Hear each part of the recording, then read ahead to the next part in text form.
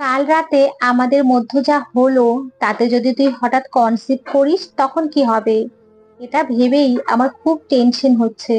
রাহাতের কথায় নিশির মুখ শুকিয়ে গেল, কিন্তু সে কিছুটা ভরসা দিয়ে বলল, চিন্তা করিস না, আমি সেই ব্যবস্থা করব।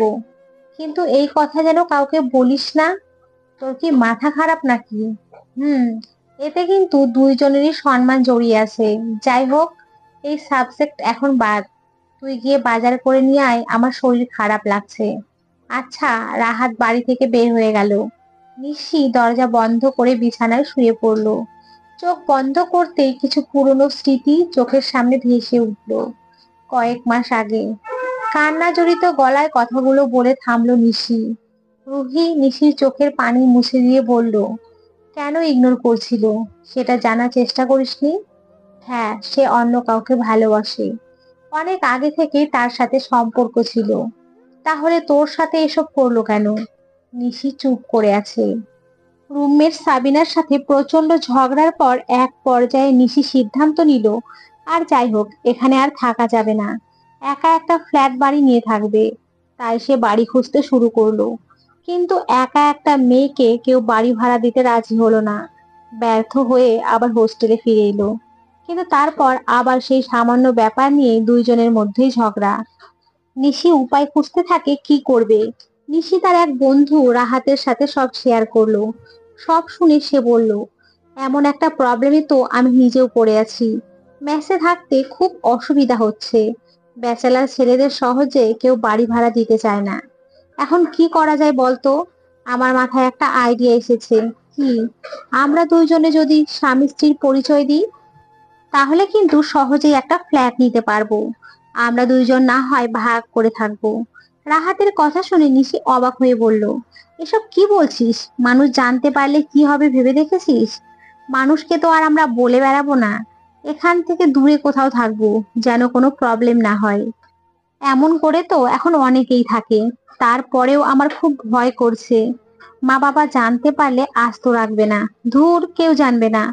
তুই বলবি যে হোস্টেলেই থাকিস। নিশি অনেক ভেবে সিদ্ধান্ত নিল, এমনটা করলে খুব একটা মন্দ হয় না।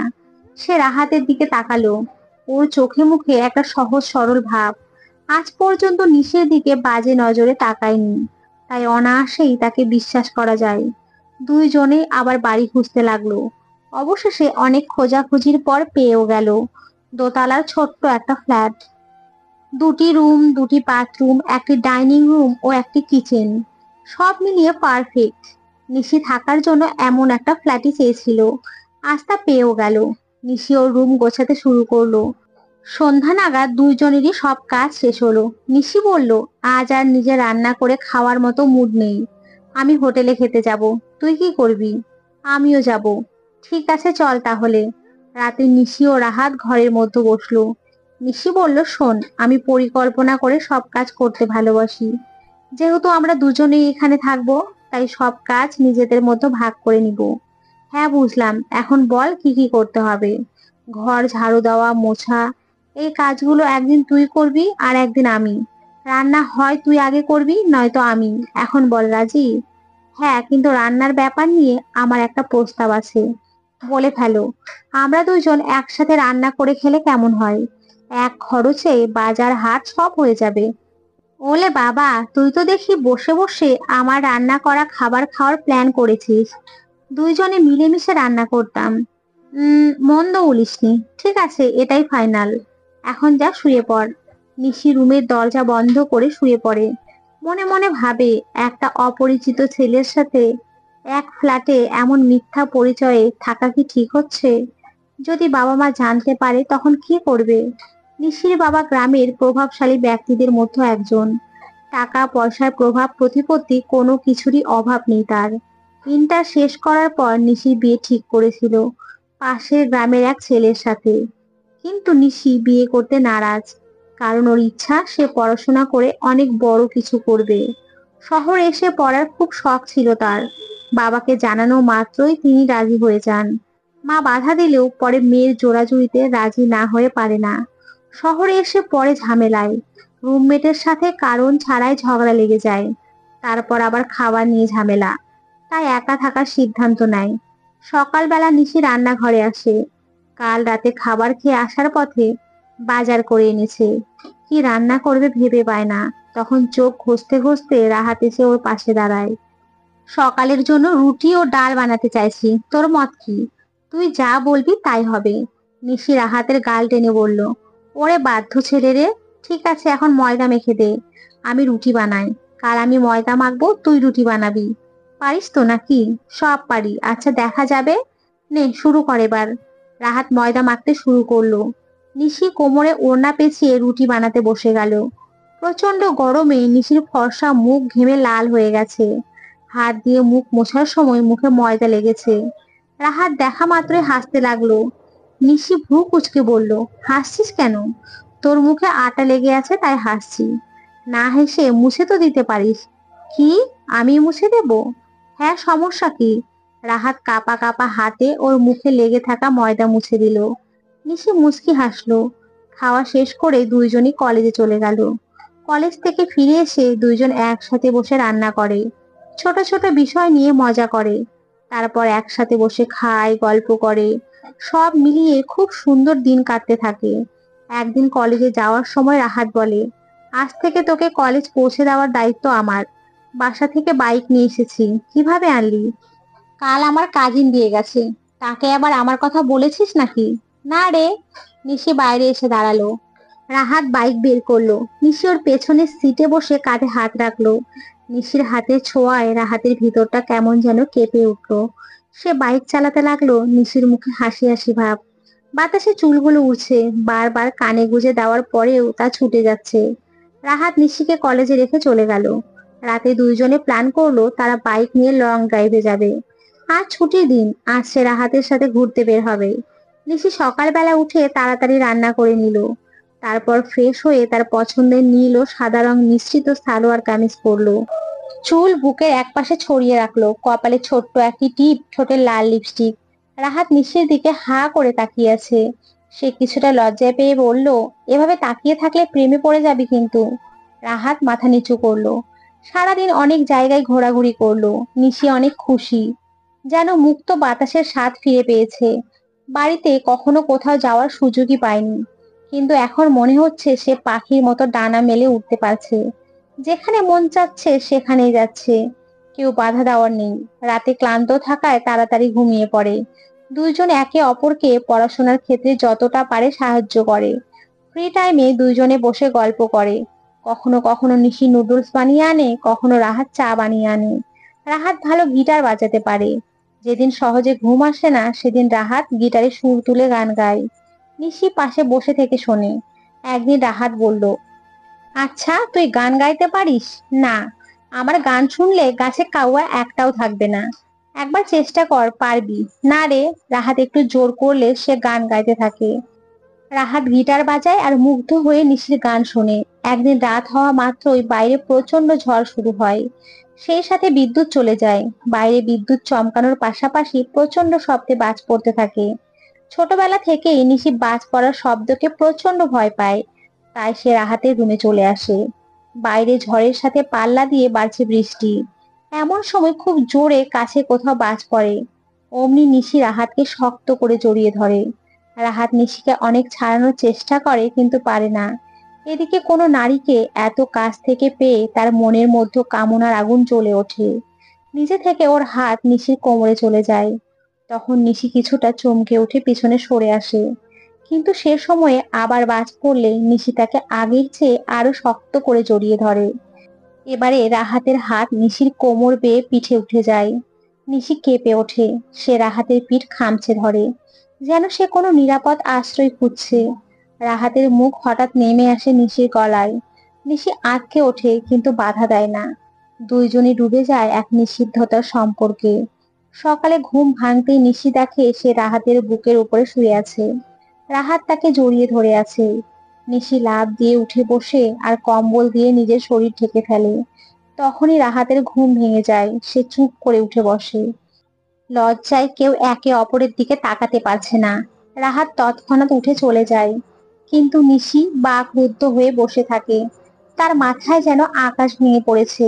আবেগের বশবর্তী হয়ে কত বড় ভুলটাই করে ফেললো সে। রাহাত যখন তাকে গভীর আবেশে ছুঁয়ে দিচ্ছিল, সে বাধা দেয়নি, বরং সে তার সাথে তাল মিলিয়েছে। ফলস্বরূপ একে অপরের মাঝে তারা বিলীন হয়ে গেছে। নিশি বিছানা থেকে নিচে নামলো। তার কাপড় ঘরের এক কোণে পড়ে আছে, শরীরে শুধু একটি কম্বল জড়ানো। নিশি ওয়াশরুমে ঢুকে শাওয়ার ছেড়ে দাঁড়ালো। পানির প্রতিটি ফোঁটা শরীর বেয়ে মেঝেতে পড়ছে। সেই সাথে কষ্টে তার বুকের ভেতরটা ফেটে যাচ্ছে। তার সবচেয়ে বড় সম্পদ আজ সে হারিয়েছে শুধুমাত্র আবেগের বশবর্তী হয়ে। এতে রাহাতের চেয়ে ওর দোষ সবচেয়ে বেশি। মনের মধ্যে ঝড় বয়ে চলছে। গোসল সেরে ওয়াশরুম থেকে বের হয়ে দেখলো রাহাত অপরাধী দৃষ্টিতে মাথা নিচু করে দাঁড়িয়ে আছে। সে হঠাৎ নিশির পা চেপে ধরে বলে, বিশ্বাস কর, আমার মনে তোকে নিয়ে কোনো খারাপ কিছু ছিল না। কাল অনেক চেষ্টা করেছি নিজেকে আটকানোর, কিন্তু কিভাবে যে হয়ে গেল বুঝতে পারছি না। নিশি ওর পা থেকে হাত সরিয়ে বলল, এসব কি করছিস রাহাত? এতে তোর একার দোষ নেই, আমারও আছে। কেননা আমি তোকে বাধা দিইনি, বরং তোর সাথে তাল মিলিয়েছি। রাহাত কান্না করছে। নিশি বুঝতে পারছে এই কাজ করায় সে ভেতর থেকে খুব কষ্ট পাচ্ছে। নিশি ওর চোখ মুছে দিল। কান্না করিস না, যেটা হয়ে গেছে সেটা আর চাইলেও বদলাতে পারবো না। তবে আমাদের সতর্ক হওয়া উচিত, যেন এমন ঘটনা আর না ঘটে। তুই চিন্তা করিস না, আর এমন হবে না, কথা দিচ্ছি। হুম। কিন্তু যদি হঠাৎ কনসিভ করিস তাহলে কি করবি? নিশি একটু ভয় পায়, তারপর বলে, চিন্তা করিস না, যেটা বলি সেটা কর। আচ্ছা, তুই শুয়ে থাক, আমি বাজার করে নিয়ে আসি। হোটেল থেকে খাবার আনছি। দরজা বাইরে থেকে বন্ধ করে গেলাম। আচ্ছা। নিশি চোখ বন্ধ করে শুয়ে পড়লো। পরিবারের কথা খুব মনে পড়ছে। তারা কতটা বিশ্বাসের উপরে এখানে পাঠালো, অথচ এক রাতে তার করা ভুল সব শেষ করে দিল। যখন জানতে পারবে তাদের মেয়ে বিয়ে ছাড়া কোনো পুরুষের সাথে রাত কাটিয়েছে, তখন কি অবস্থা হবে? নিশি শোয়া থেকে উঠে বসলো, মাথা ব্যথা করছে। একবার রুমের মতো হাঁটছে তো একবার বসছে, তবুও যেন অস্থিরতা কমছে না। চোখ থেকে ঝরঝর করে পানি পড়ছে। নিজেকে কখনো ক্ষমা করতে পারবে না। একটু পরেই দরজা খোলার আওয়াজ হলো। সে তখন শান্ত হয়ে বসতো। রাহাত ভিতরে এসে নিশির সামনে মাথা নিচু করে দাঁড়ালো। খাবারের প্যাকেট এগিয়ে দিয়ে বলল, খেয়ে নাও। নিশি কোনো কথা না বলেই প্যাকেটটা হাতে নিল, কিন্তু সে খাবার ঠিক মতো খেতে পারছে না, যেন সব গিলে গলায় আটকে আছে। নিশি রুম থেকে বের হয়ে দেখলো রাহাত মাছ পরিষ্কার করছে। সে রান্নাঘরের দিকে এগিয়ে গেল, তারপর বসে তরকারি কাটতে থাকে। কিন্তু রাতের কথা ভেবে মনটা কেমন যেন হয়ে ওঠে, যেন একটা ঘোরের মধ্যে পড়ে যায়। আর তখনই বটিতে লেগে হাত কেটে যায়। নিশি হালকা চিৎকার করে ওঠে। রাহাত! কি হয়েছে বলে দৌড়ে এগিয়ে আসে। নিশি হাতের নখ চেপে ধরে দাঁতের দাঁত চেপে বসে আছে। নখের ফাঁক দিয়ে রক্ত পড়ছে। হায় রে, হাত কাটলো কিভাবে? দেখে কাজ করতে পারিস না? তুই ওঠ, এখন কিছু করতে হবে না, আমি সব করব। রাহাত নিশির হাত ধরে ওকে টেনে রুমে নিয়ে এলো। তারপর ব্যান্ডেজ এনে হাতে বেঁধে দিতে থাকে। নিশি তখন রাহাতের দিকে তাকায়। সে খুব ধীর ও আলতো স্পর্শে ব্যান্ডেজ বেঁধে দিচ্ছে। নিশির ঠোঁটের কোণে কেন জানি হাসি ফুটে ওঠে। নিশি রুমে বসে থাকে আর রাহাত নিজ হাতে সব রান্না করে। কিন্তু খাবার খেতে গিয়ে বাধে বিপত্তি। কাটা হাত নিয়ে কি করে খাবে? তাছাড়া চামচ দিয়ে খাবার অভ্যেস নেই। রাহাত বলে, আমি তোকে খাইয়ে দেব। নিশি মাথা নেড়ে হ্যাঁ জবাব দেয়। রাহাত তাকে খাইয়ে দিতে থাকে। নিশি চুপচাপ খায় আর আর চোখে রাহাতকে দেখে। রাহাতের চোখে এক প্রকার শ্রদ্ধা দেখতে পায়। মনে হয় রাহাত তাকে কখনো ঠকাবে না। এতদিনে নিশি ওর উপরে অনেকটা দুর্বল হয়ে পড়েছে। সম্ভবত রাহাতও তাই, কিন্তু সংকোচে বলতে পারে না। কিন্তু নিশি বুঝতে পারে একটু হলেও সে নিশিকে পছন্দ করে। খাওয়া শেষ হলে সে নিজে হাতে নিশির মুখ মুছে দেয়। এবার একটু শুয়ে ঘুমা, তোর শরীর খুব একটা ভালো না, আমি রুমে আছি, কোনো দরকার লাগলে ডাকবি। নিশি ভাবতে থাকে, আচ্ছা, আমাদের মধ্যে এত বড় একটা ঘটনা ঘটে গেল, যদি আমরা একে অপরকে বিয়ে করি তাহলে তো আর কিচ্ছু হবে না। কিন্তু রাহাত কি আমায় বিয়ে করবে? আমার মনের মধ্যে তীব্র অস্থিরতা দেখা দেয়। সে উঠে বসে। কি করবে কিছুই ভেবে পায় না। সেদিন রাতে নিশির প্রচন্ড জ্বর আসে। ঘুমের ঘোরে গোঙাতে থাকে আর বাবা মাকে ডাকতে থাকে। রাহাত বুঝতে পেরে ওর কাছে ছুটে আসে। বেশ কয়েকবার তার নাম ধরে ডাকে, কিন্তু কোনো সাড়া নেই। কপালে হাত রেখে দেখে জ্বর এসেছে। রাহাত কি করবে এখন? ঘড়িতে রাত 2টা বাজে। এখন কোনো ঔষধের দোকানও খোলা নেই।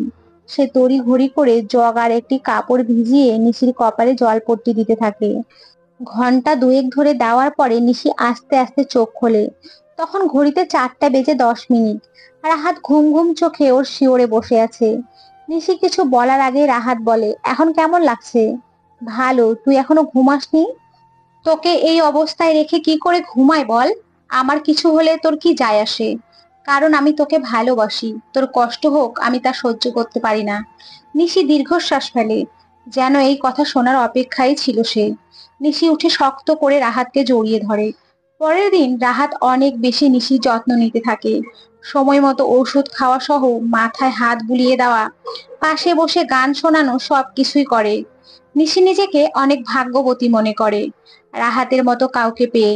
নিশি সুস্থ হয়ে ওঠে। দুইজনের দিন আগের মতোই কাটতে থাকে। তবে এবার তাদের সম্পর্কটা ভালোবাসার। একে অপরের খুব যত্ন নেয়, খুনসুটিতে ব্যস্ত থাকে। মাঝে মধ্যেই তাদের মধ্যে ঘনিষ্ঠ সম্পর্ক হয়। নিশির আগে খারাপ লাগলেও এখন লাগে না, কারণ রাহাতের প্রতি বিশ্বাস যে সে কখনো ছেড়ে যাবে না। এভাবেই কেটে গেল 2 মাস। একদিন নিশি ক্যাম্পাসে বসেছিল। তখন এক মেয়ে তার সামনে এসে বলে, আপনি নিশি তাই না? জি। কিন্তু আপনি কে? আমার নাম নাবিলা। রাহাত আপনার রুমমেট, রাইট? নিশি কি বলবে বুঝতে পারে না। রাহাত যে ওর রুমমেট সেটা এই মেয়ে জানলো কি করে? তার বান্ধবীরা জানে এখন সে তার খালার বাসায় থাকে। চুপ করে আছেন কেন? নিশি থতমত খায়। তখন নাবিলা বলে, রাহাতকে জানেন? আমার বয়ফ্রেন্ড। তার সাথে একাধিকবার আমার শারীরিক সম্পর্ক হয়েছে, কিন্তু এখন আমায় পাত্তা দিচ্ছে না। পরে খোঁজ নিয়ে জানলাম সে আপনার সাথে সম্পর্কে আছে। এসব শুনে নিশির পায়ের নিচ থেকে মাটি সরে যায়। কান দুটো গরম হয়ে আসে। সে উঠে দাঁড়ায়। কি করে বিশ্বাস করব আপনি যা বলছেন সব সত্যি? ওয়েট। নাবিলা তার ব্যাগ থেকে কিছু তাদের ঘনিষ্ঠ মুহূর্তের ছবি বের করে দেখালো। নিশি যেন নিজের চোখকে বিশ্বাস করাতে পারছে না। চোখ থেকে পানি ঝরঝর করে পড়ছে। সে বুঝতে পারছে জীবনে কত বড় ভুল করেছে। নাবিলা বলে, আশা করছি তোমাদের মধ্যে এমন কিছু হয়নি। নিশি কথা বলার ভাষা হারিয়ে ফেলেছে। সে কিভাবে যে বাসায় আসে তা নিজেও জানে না। প্রচন্ড রাগ নিয়ে সেই ছবিগুলো রাহাতের মুখে ছুঁড়ে মেরে বলে, এসব কি? ভালোবাসার নামে আর কতজনের এমন সর্বনাশ করেছিস? রাহাত চুপ করে দাঁড়িয়ে আছে, কোনো কথা বলছে না। নিশি কষে রাহাতের গালে কয়েকটা চড় মারে। এখন বুঝতে পারছি সেদিন ঝড়ের রাতে তুই কেন নিজেকে কন্ট্রোল করতে পারিসনি। তুই আগে থেকেই মেয়েদের সাথে এসব করেছিস, তাই সুযোগ পেয়ে তা হাতছাড়া করিসনি। তারপর ভালোবাসার দোহাই দিয়ে দিনের পর দিন আমায় ভোগ করেছিস। নিজেকে এত ভালো বলিস না। তুই যদি ভালোই হতি তাহলে কোনো অপরিচিত পুরুষের সাথে এক ফ্ল্যাটে থাকতে রাজি হতিস না। আমি তো বিশ্বাস করেছিলাম তোকে। তোর মতো মেয়ের সাথে যা করেছি ভালোই করেছি। সময় হলে তুই নিজেই টাকাওয়ালা ছেলে পেয়ে চলে যেতি। তাই এখন আমি যাচ্ছি। রাহাত আগেই সব গুছিয়ে রেখেছিল। ঘরে ঢুকেই তার ব্যাগ নিয়ে বের হয়ে যায়। রাহাতকে অনেক আটকানোর চেষ্টা করে, কিন্তু শোনে না। আর এই বিষয়টা বাড়িওয়ালা জানতে পারে যে তারা স্বামী স্ত্রী নয়। আর তাই সাথে সাথেই নিশিকে আটকে রেখে তার বাবা মাকে খবর দেয়। যদি জানতাম শহরে গিয়ে তুই এমন কিছু করবি, তাহলে কখনোই সেখানে পাঠাতাম না। আমার মান সম্মান কিচ্ছু রাখতি না আর। নিশির বাবা, এই জন্যই বলেছিলাম ওকে বিয়ে দিয়ে দাও, এটাই ভালো হবে। কারণ সেখানের পরিবেশ মোটেও ভালো না। কিন্তু আমার কথা তো শুনলে না। নিশির মা। নিশি বসে থেকে কান্না করছে। ওর বাবা রাগ দেখিয়ে চলে গেল। মাও ঠিক মতো কথা বলছে না। কম বেশি বাড়ির সবাই ওর সাথে খারাপ ব্যবহার করছে। আগে সবাই মাথায় তুলে রাখতো, আর এখন কেউ ওকে সহ্য করতে পারছে না। নিশিও ঘরের দরজা বন্ধ করে মুখ লুকিয়ে কান্না করছে। আজ নিজের ভুলেই এত বড় ক্ষতি হলো। মানুষকে বিশ্বাস করা সবচেয়ে বড় ভুল হয়েছে। হোস্টেলে থাকাই ভালো ছিল। রুমমেটের সাথে ঝগড়া হতো তার নিজের দোষে। এটা একটু মানিয়ে নিলে আর কিছুই হতো না। সে নিজেকে শেষ করতে পারছে না, আবার সহ্য করতেও সম্ভব হচ্ছে না। বুক ফেটে কান্না করতে ইচ্ছে করছে, কিন্তু ওর কান্না শোনার মতো কেউ নেই। সবার দু চোখের বিষ হয়ে গেছে সে এখন। আজ কয়েকদিন হয়ে গেল সে নিজেকে ঘরের মধ্যে বন্দি করে রেখেছে। কারো সাথে কোনো কথা বলছে না। বাড়ির সবাই শুধু খাওয়ার সময় হলে ডাকে। তাও সবাই খাওয়া শেষ করে তবেই তাকে খেতে বলে। যেন কারো কাছে ওর কোনো মূল্য নেই। নিশির বাবা পড়াশোনা একেবারে বন্ধ করে দিয়েছে, আর বিয়ের জন্য ছেলে খুঁজছে। একটা ছেলের খোঁজ পাওয়া গেল। সে তার পাশের গ্রামের। অনেকদিন যাবৎ বিদেশে ছিল। বিয়ে করে বউ নিয়ে চলে যাবে। তার পরিবার সহ এসে নিশিকে দেখে পছন্দ করেছে। নিশির বাবা মা সবাই হুমকি দিয়ে বলেছে যেন তার এসব ব্যাপারে ছেলেকে কিচ্ছু না বলে। কিন্তু নিশির ইচ্ছে করছে না এসব লুকিয়ে কাউকে ঠকাতে। তাই সে ফোন করে সেই ছেলে রাহুলকে ডাকে। নিশি ও রাহুল পার্কে বসে আছে। নিশি তার ব্যাপারে সব বলতে থাকে। সব শুনে রাহুলের চেহারায় আষাঢ়ের মেঘ ঘনিয়ে আসে। এত কিছু জেনে যদি বিয়ে করতে মন চায় তো করেন, না চাইলে চলে যেতে পারেন, আমার কোনো আফসোস নেই। আমার কেন, আপনাকে বিয়ে করা উচিত। রাহুলের এমন প্রশ্নে নিশি থতমত হয়। কি জবাব দেবে বুঝতে পারছে না। আপনি কখনো মন থেকে আমায় ভালোবাসতে পারবেন? নিশি চুপ করে থাকে। মেয়েরা যাকে ভালোবাসে তার কথা মৃত্যুর আগ মুহূর্ত পর্যন্ত ভুলতে পারে না। আপনি কি পারবেন তাকে ভুলে গিয়ে আমায় মন থেকে ভালোবাসতে? জানি না, আমি জীবনে কখনো প্রেম করিনি, তাই এমন একজনকে চাই যে আমায় মন থেকে ভালোবাসবে, যার মনে আমি ব্যতীত আর কেউ থাকবে না। এটা আপনি চাইতে পারেন। বিয়ের পর আপনাকে যত ভালোবাসা দিই না কেন, আপনি হবেন রোবটের মতো। মানে যা বলবো তাই শুনবেন, কিন্তু অনুভূতি বলে কোনো কিছু আর আপনার মাঝে থাকবে না। তাই সরি। রাহুল আর কিছু না বলে উঠে চলে গেল। নিশি মনে মনে ভাবতে লাগলো, সে তো ঠিকই বলেছে, আমার শরীরটাই তো শুধু বেঁচে আছে। অনুভূতি তো সেদিনই শেষ হয়ে গেছে, যেদিন রাহাত আমায় ছেড়ে যায়। তাছাড়া আমি এখন পরিবার সমাজ সবার কাছে একটি বোঝা হয়ে আছি। আমার কারণে পরিবারের সবাইকে সেদিন কতই না অপমান সহ্য করতে হলো বাড়িওয়ালার কাছে। তাই আমি এই মুখ আর কাউকে দেখাবো না। নিশি একটি ব্রিজে এসে দাঁড়ায়। নিচ দিয়ে বয়ে চলেছে খরস্রোতা নদী। সে একবার আকাশের দিকে তাকিয়ে দীর্ঘশ্বাস ফেলে, তারপর নদীতে ঝাঁপ দেয়। অয়ন একটি ছবি বুকে জড়িয়ে শুয়ে আছে, একটু পর পর দীর্ঘশ্বাস ফেলছে। ছবির মেয়েটির নাম রাইসা, যে ছিল ওর জীবনের প্রথম প্রেম। রাইসার সাথে অয়নের পরিচয় হয়েছিল লাইব্রেরি থেকে। সেখান থেকেই তাদের প্রেমের শুরু। অয়নের পরিবারে তার মা ব্যতীত আর কেউ নেই। বাবা অনেক আগেই মারা গেছে। মাকে নিয়ে সে একাই থাকে। সে ছোটখাটো চাকরি করে। সম্পর্কের 2 বছর পরেই রাইসা বলে, তোমার সাথে আমি আর সম্পর্ক রাখতে পারবো না। কেন? আমি কি করেছি? তুমি কিচ্ছু করনি। বাবা আমার বিয়ে ঠিক করেছে, ছেলে লন্ডনে থাকে। বিয়ের পর সে আমায় নিয়ে চলে যাবে। অয়ন রাইসার হাত চেপে ধরে বলে, প্লিজ আমায় ছেড়ে যেও না। আমি একদম একা হয়ে যাব। তুমি আমার জীবনে এমন একটা মানুষ যাকে ছাড়া এক মুহূর্ত কিছুই ভাবতে পারি না। আমার কিছুই করার নেই। বাবার মুখের উপরে বলার সাহস আমার নেই। অয়ন অনেক চেষ্টা করেও তাকে ধরে রাখতে পারলো না। কিছুদিনের মধ্যেই রাইসার বিয়ে হয়ে যায়। এখন ওর কথা ভাবলে বুকের ভেতরটা কেমন দুমড়ে মুচড়ে যায়। যাকে নিজের সবটা দিয়ে ভালোবাসলো, সে কিনা রেখে চলে গেল। সত্যি এই দুনিয়াটা একদম মিছে মায়ায় ঘেরা, যেখানে সত্যিকারের ভালোবাসা বলে কিছুই নেই। যে ঠকাতে পারে সেই একমাত্র ভালোবাসা পাওয়ার যোগ্য। প্রতিদিনের মতো আজও ভোরবেলা অয়ন নদীর ধার দিয়ে হাঁটছে। সে এসে নৌকার উপরে বসলো। তখনই চোখ পড়লো দূরে মানুষের মতো কিছু একটা পড়ে আছে, অর্ধেক শরীর পানির ভেতরে। অয়ন আশেপাশে তাকিয়ে দেখলো কোনো মানুষ নেই। সে এগিয়ে গিয়ে দেখলো একটা মেয়ে পড়ে আছে, এখনো শ্বাস চলছে। তখনই দেখলো কয়েকজন জেলে এদিকে এগিয়ে আসছে। অয়ন তাদের সবাইকে ডাক দিল। তারপর তাদের সাহায্য নিয়ে কাছের ক্লিনিকে মেয়েটিকে ভর্তি করালো। অয়ন তার মাকে খবর দিয়ে ডেকে নিল। ঘন্টা দুয়েক পর মেয়েটির জ্ঞান ফিরল। অয়নের মা রিমা বলল, তোমার নাম কি মা? নিশি। তুমি নদীর ধারে পড়েছিলে কেন? আর তোমার বাসা কোথায়? নিশি কিছুই না বলে কান্নায় ভেঙে পড়লো। আর বলতে লাগলো, আমায় বাঁচালেন কেন? আমার মতো মেয়ের মরে যাওয়াই ভালো। অয়ন পাশ থেকে বলল, এসব কি কথা বলছেন? কি এমন হয়েছে যে মারা যাবেন? এক ছেলেকে ভালোবাসতাম, সে আমায় ঠকিয়েছে। তারপর থেকে পরিবারের কেউ আমায় সহ্য করতে পারছে না। সবাই খুব খারাপ ব্যবহার করছে। তাই আমি আর বাঁচতে চাই না।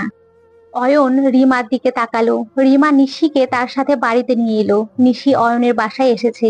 বিছানার উপরে বসে জানালার গ্রিল ধরে বাইরের দিকে তাকিয়ে আছে। অয়ন এসে ওর সামনে চেয়ার নিয়ে বসলো। তারপর জিজ্ঞেস করলো, কেন সে ঠকিয়ে গেল? নিশি রিমার সামনে সব না বললেও অয়নের কাছে কোনো কিছুই গোপন রাখলো না। সব শুনে অয়ন দীর্ঘশ্বাস ফেলে বলল, ছেলে মেয়ে যখন নির্জন স্থানে দাঁড়াবে তখনই তাদের মধ্যে কামনা বাসনা জাগ্রত হয়ে উঠবে। না চাইতেও একে অপরকে আকর্ষণ করবে। সেখানে আপনারা দিনের পর দিন এক ছাদের নিচে থেকেছেন। দুইজন নানা রকম ভাবে সময় কাটিয়েছেন। এতে আপনি তার প্রতি আকর্ষিত না হলেও সে ঠিকই হয়েছে। একটা মেয়ে মন থেকে কাউকে ভালো না বাসা পর্যন্ত শরীরের কামনা জাগ্রত হয় না, কিন্তু একটা ছেলের কামনা জাগ্রত হতে খুব বেশি সময় লাগে না। তার মধ্যে সেদিন ছিল ঝড়ের রাত। আপনি তাকে নিজের কাছে আসার সুযোগ দিয়েছিলেন, তাই সে হাতছাড়া করেনি। আমি বুঝতে পারিনি এমনটা হবে। তাকে এতটা পরিমাণ বিশ্বাস করতাম যে তার সাথে একটা ঘরে বন্দি থাকলেও সে আমার শরীর স্পর্শ করবে না। কিন্তু আমার বিশ্বাস ভেঙে গেল। এতে আমারও দোষ ছিল। হ্যাঁ, আপনি তাকে পছন্দ করতেন, তাই ওর স্পর্শ সাড়া দিয়েছেন। ইচ্ছা করলে সে সময় তাকে ধাক্কা দিয়ে নিজের রুমের দরজা বন্ধ করে বসে থাকতে পারতেন। নিশির চোখ থেকে ঝরঝর করে পানি পড়ছে আর ফুপিয়ে কান্না করছে। অয়ন পকেট থেকে টিস্যু বের করে বলল, চোখটা মুছে নেন। যেটা হবার হয়ে গেছে। আপনি চাইলেও তা আর পাল্টাতে পারবেন না। আপনি আলাদা থেকেছেন এক অপরিচিত ছেলের সাথে, যা কোনো বাবা মাই সহ্য করতে পারবে না। তাই ওনারা এমন ব্যবহার করেছে। তাই বলে কি আত্মহত্যা করতে হবে? এছাড়া আর তো কোনো উপায় দেখছি না। আমায় কেউ বিয়ে করলেও ভালোবাসবে না। যখন সব জানবে, বরং সারা জীবন ঘৃণা করবে। এমনকি ডিভোর্সও দিতে পারে। তা তো হবেই। পুরুষ মানুষ হাজার দোষ করলেও সমাজ তার দিকে আঙুল তুলবে না। কিন্তু নারীর সামান্য ভুল করলে সেটি নিয়ে কথা বলতে কেউ একবারও ভাববে না। তাই সব সময় নারীদের নিজেকে এমন ভাবে চালানো উচিত যেন কেউ কিছু বলতে না পারে। অন্তত পুরুষের থেকে দূরে থাকা উচিত। আমি আসলে বুঝতে পারিনি। যদি বুঝতাম এমন হবে তাহলে কখনোই এই কাজ করতাম না। যাই হোক, এখন আর এসব ভেবে কিছু হবে না। আপনি বিয়ের চিন্তা আপাতত বাদ দিন আর নিজের কেরিয়ার গড়তে থাকুন। বাবা মা আর পড়তে দিতে রাজি হবে না। আমি রাজি করাবো, শুধু নিজেকে ঠিক রাখুন। কখনো কারো প্রতি দুর্বল হবেন না, কারণ যখন দুর্বল হবেন তখন মানুষ সেটিকে ব্যবহার করে আপনাকে আঘাত করবে। নিশি চুপ করে আছে। অয়ন বলল, আজ রেস্ট নিন। আমি আর মা কাল আপনাকে বাসায় রেখে আসবো। অয়ন উঠে চলে যেতে লাগলো। নিশি পেছন থেকে বলল, আপনি কখনো কাউকে ভালোবেসেছেন? অয়ন থমকে দাঁড়ালো। বুকের ভেতর থেকে আবার একটা দীর্ঘশ্বাস বের হয়ে এলো। পিছন ঘুরে বলল, যারা মন থেকে ভালোবাসে তাদের সবাই ছেড়ে যায়। বাদ বাকিটা আপনি বুঝে নেন। এই বলে চলে গেল। অয়ন ও তার মা দুজনে মিলে নিশিকে বাসায় নিয়ে এলো। নিশিকে হারিয়ে বাড়ির সবার মধ্যে শোকের ছায়া নেমে এসেছিল। নিশিকে দেখা মাত্রই ওর বাবা মা জড়িয়ে ধরে কান্না করলো। অয়ন সব ঘটনা বলার পর নিশির বাবা মা তাকে জড়িয়ে ধরে কাঁদতে লাগলো। নিশির বাবা বলল, আমরা তোর সাথে এমন ব্যবহার করেছি তোর ভালোর জন্য। তুই যেটা করেছিস সেটা কিন্তু ঠিক নয়। জানি বাবা, আমি অনেক বড় ভুল করেছি। কিন্তু তোমরা আমায় কষ্ট দাও সেটা আমি সহ্য করতে পারি না। ভুল হয়ে গেছে মা, আর তোকে কখনো কষ্ট দেব না। অয়ন আর তার মা সেখানে দাঁড়িয়ে সব দেখছিল। নিশির বাবা তার কাছে অনেক কৃতজ্ঞতা প্রকাশ করলো। অয়ন বলল, আঙ্কেল একটা কথা বলি, আশা করি রাখবেন। হ্যাঁ বাবা, বলো। এই মুহূর্তে নিশির বিয়ে দেওয়া ঠিক হবে না। কারণ সে যেমন মানসিকভাবে প্রস্তুত নয়, তেমনি বিয়ের পরে এটা জানাজানি হওয়ার সম্ভাবনাও অনেক বেশি। তখন কিন্তু আপনার বা ওর কারোরই মান সম্মান থাকবে না। তাই আমার মতে ওর পড়াশোনাটা চালিয়ে যেতে দিন। আমার বিশ্বাস সে আর এমন ভুল করবে না। ও যখন মানসিকভাবে প্রস্তুত হবে তখন বিয়েটা দিয়েন। নিশির বাবা ওর দিকে তাকিয়ে জিজ্ঞেস করলো, তুই কি করতে চাস? আমি পড়াশোনা করতে চাই। আর বিশ্বাস রাখো, আমি আর এমন করব না। ঠিক আছে, তুই যা চাস তাই হবে। অয়ন নিশির বাড়ির সবার কাছ থেকে বিদায় নিয়ে যেতে লাগলো। নিশি হঠাৎ পিছন থেকে অয়নকে ডাকলো। তারপর কাছে এসে বলল, এটাই কি আমাদের শেষ দেখা? কপালে থাকলে আবার দেখা হবে। যদি কখনো কোনো দরকার পড়ে তাহলে অবশ্যই আমার কাছে আসবেন। আচ্ছা। এই বলেই অয়ন আর তার মা চলে গেল। নিশি খুশি মনে ঘরে ঢুকতেই ওর গালে কষে এক থাপ্পড় পড়লো। নিশি গালে হাত দিয়ে ওর বাবার দিকে তাকালো। তখনই ওর মা চুলের মুঠি টেনে ধরে বলল, মরতে যখন গিয়েছিলি তো মরিসনি কেন?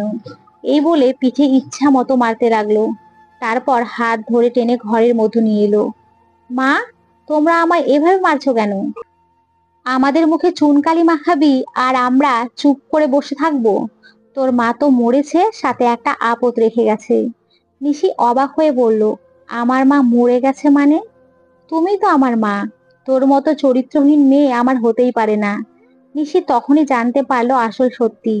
যাকে সে নিজের মা হিসেবে জানতো সে ওর সৎ মা, কিন্তু এতদিন নিজের মেয়ের মতো ভালোবেসে এসেছে। ওর জন্য করে সে বাচ্চাও নেয়নি, যার জন্য এত কিছু। সে যদি এমন একটা কাজ করে তাহলে কেই বা ঠিক থাকবে? বাসায় কত বোঝাইছে যে শহরে গিয়ে যদি কোনো ছেলেকে পছন্দ হয় তো আমাদের বলবি, আমরা সব ব্যবস্থা করব। কিন্তু সে তা না করে এক ছেলের সাথে মিথ্যা পরিচয়ে দিনের পর দিন রাতের পর রাত থেকে বাড়িওয়ালা যেভাবে অপমান করেছে, তখন মনে হচ্ছিল এবার মাটি ছিঁড়ে নিচে ঢুকে যাবে। তাই শত চেষ্টা করেও নিজের রাগ কন্ট্রোল করতে পারছেন না উনি। দিন যেতে থাকে, নিশির উপরে অত্যাচার বাড়তে থাকে। তাই একদিন বিকেলে সে বাড়ি থেকে বের হয়ে যায়। অয়ন আর তার মা ঘরে বসে গল্প করছে। এমন সময় বাড়ির কলিং বেল বেজে ওঠে। অয়ন গিয়ে দরজা খুলতেই দেখে নিশি দাঁড়িয়ে। সে বেশ অবাক হয়ে তাড়াতাড়ি করে ওর মাকে ডাকে। অয়নের মা রিমা তাকে ভিতরে নিয়ে এলো। তার কাছ থেকে সব শুনলো। তারপর রিমা বলল, তাদের ব্যবহার দেখে কখনো মনেই হয়নি তারা এমন করবে। যাই হোক মা, তুমি এখানেই থাকো, কোথাও যেতে হবে না। নিশি সেখানে থাকতে শুরু করে। রিমা নিশির বেশ যত্ন নেয়, তাকে সব সময় নিজের সাথে রাখে। রাতে নিশি রিমার সাথেই ঘুমায়। সে মেয়ের মতো তাকে আগলে রাখে। অয়ন সকালে কাজ থেকে ফিরে এসে তিনজন একসাথে বসে গল্প করে। কখনো কখনো বেড়াতেও যায়। কিন্তু অপরিচিত একটা মেয়ে এভাবে তাদের এখানে আছে, তাই আশেপাশের লোক বিভিন্ন কথা বলতে থাকে। তাই রিমা নিশিকে বলে, মা তোমাকে কিন্তু আমার পছন্দ, তাই তোমাকে অয়নের বউ করতে চাই। তুমি কি রাজি আছো? নিশি কিছুক্ষণ চুপ করে বলল। তারপর বলল, আপনার ছেলে তো অনেক ভালো, সে যদি সাপোর্ট না করতো তাহলে হয়তো নিজেকে এতদিন শেষ করেই দিতাম। তাছাড়া আমি আপনাকে ছেড়ে কোথাও যেতে চাই না। আমায় কেউ আপনার মতো করে ভালোবেসে আগলে রাখবে না। তাহলে তোমার কোনো আপত্তি নেই তো? নিশি মাথা নাড়িয়ে হ্যাঁ জবাব দিল। রিমা নিশির বাবা মাকে খবর দিল। তারাও রাজি হলো। কেননা নিশি এখন তাদের কাছে একটা আপদের মতো ছিল। বিয়ে দিলে পরেও অনেক ঝামেলা পোহাতে হতো, তাই এভাবেই সব জেনে শুনে বিয়ে হওয়ায় তারাও অনেক নিশ্চিন্ত হয়। অয়নের সাথে বিয়ের পর থেকে নিশির পরিবারের সাথে তার সম্পর্ক আবার আগের মতো হয়ে যায়।